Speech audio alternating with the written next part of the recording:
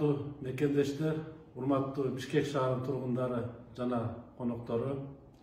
Бүгүн мен өз калыбы менен Бишкек шаарынын мэрлигинен кетүүнү чечтим.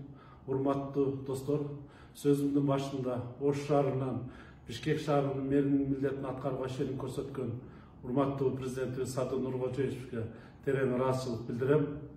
Акыркы 3 жыл ичинде Ош шаарынын мэри катары Ош шаарына кызмат кылдык эле.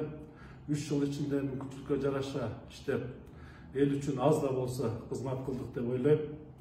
Жаңы максаттар, жаңы пландар менен Бишкек шаарына да кызмат кылып, Борбор калабызды мындан да жакшы кылып оңдойбуз деп пландаганбыз.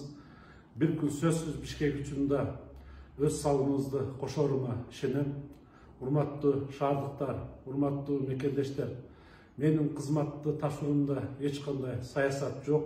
Бул менин айрым себептерге байланыштуу жеке өзүмдүн чечимим. Али далай кызмат кылабыз.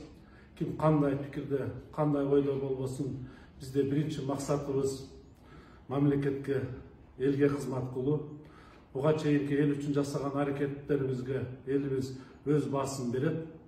Буюрса алдыда жакшы максаттар, мамлекет элибиз үчүн кызмат кылабыз деген жакшы тилектерим бар.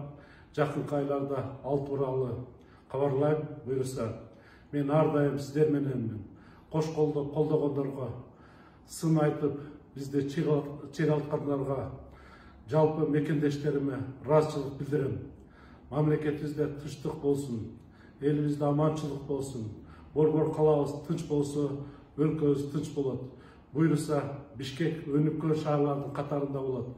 Биз баарыбыз кыргызстандыкпыз. Кыргызстаныбызды көздүн карайгындай сактап, мекенибиз үчүн дайыма ак тилден кызмат кылайлы. Дагы бир жолу урматтуу шаардыктар, силер үчүн биз али аткара турган иштерибиз астыда.